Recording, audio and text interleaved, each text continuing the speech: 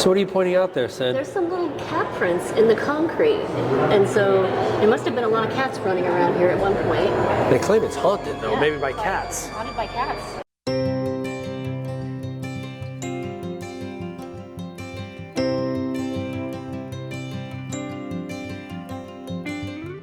So this is day one of our visit to the Washington D.C. area.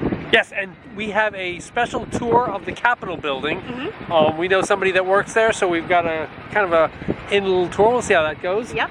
And yeah, it was an easy trip into the city this morning. We started at 8:40 and got here by 10. We took a bus from the campground to the College Park metro station, and then we took the metro then into Lafayette Plaza.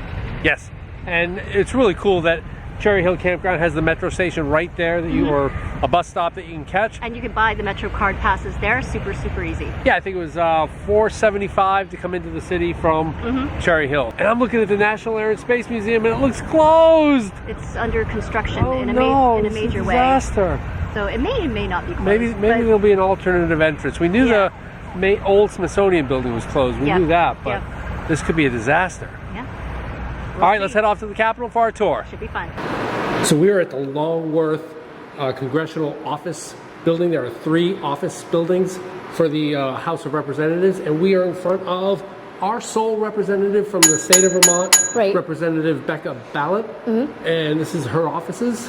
You can see she's flying the Vermont flag as well. But yeah, we're going to go ahead and sign the guest book, let her know that we were here, one of her constituents. Yep.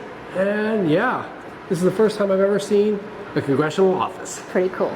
One of the things that I totally didn't expect is that once you've gone through security, you can go into any of the representatives' offices, and if they're available, maybe say hello. Representative Balint wasn't available, but we were able to talk to the receptionist and check out her office. I thought it was really cool that she had pennants from all of the Vermont universities and colleges. So we're currently in the tunnel that links the congressional offices to the Capitol building. So this is the tunnel that This is the Cannon Tunnel because it comes from the Cannon building. And the representatives would walk through this tunnel to get to the Capitol to cast their votes. So there are 2 tunnels leading from the offices. There's one from the Rayburn building. Yep. Right, one from the Raymond building. Whatever, the Ray's building. And then there's the one, the Cannon building. Yeah, so we're walking it. Yeah. Cool.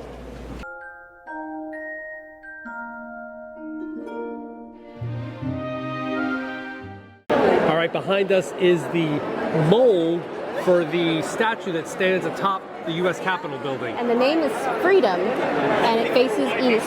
Because the sun never sets on freedom. Right. So very apt. This is the actual mold that was used to cast the bronze statue up top the Capitol. And you can see that we are actually in the Capitol right now, and this is the tour area. Yep. This was the original Supreme Court building or chamber before they actually had their own building.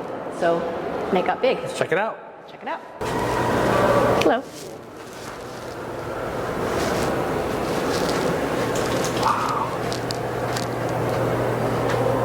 Yeah, we stole that chandelier from France.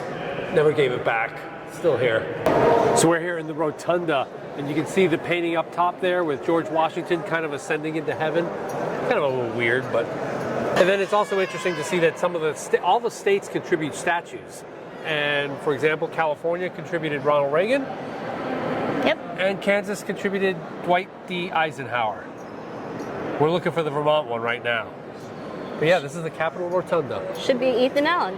So we're in the Statuary Hall at the U.S. Capitol, and of course we had to seek out Ethan Allen, yes, our guy from Vermont. So it's kind of a fun thing to do. All the states have their different famous people. Yeah, they sort of tucked us into a corner, yeah, right? That's okay. We still like it though.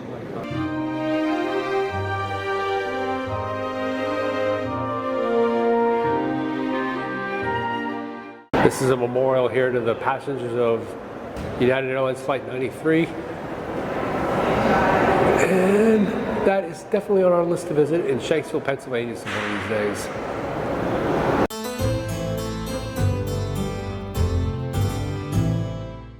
Okay, so why have we started at the Museum of American History?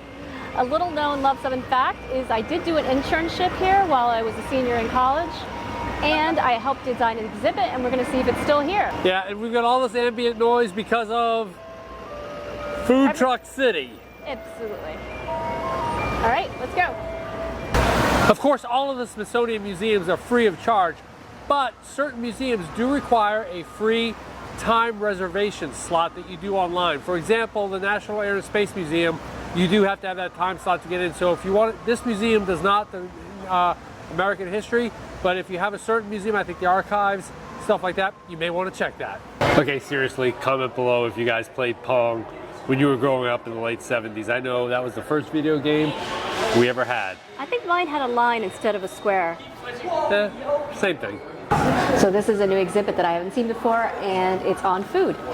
It's all, you saw Julia Child's kitchen before. Julia Child's kitchen was here before, but I think they transferred it to a new exhibit so they could have a permanent spot. It was its own exhibit for a long time, so I think this is a good spot for it. It talks about the history of food and how it's transformed the American culture here. So it's very interesting. And it also includes a section on beer. Of course, that's an important part of American history.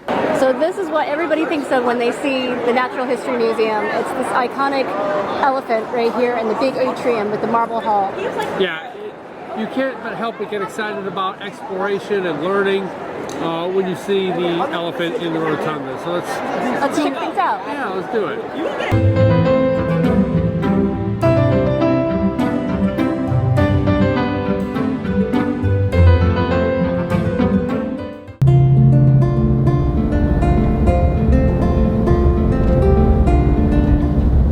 We are here at the Summit Rest Area on I-80, which is the highest point on I-80 at 8,640 feet. It's amazing up here, just very clear. You can see forever. It's a beautiful rest area. You've got great views.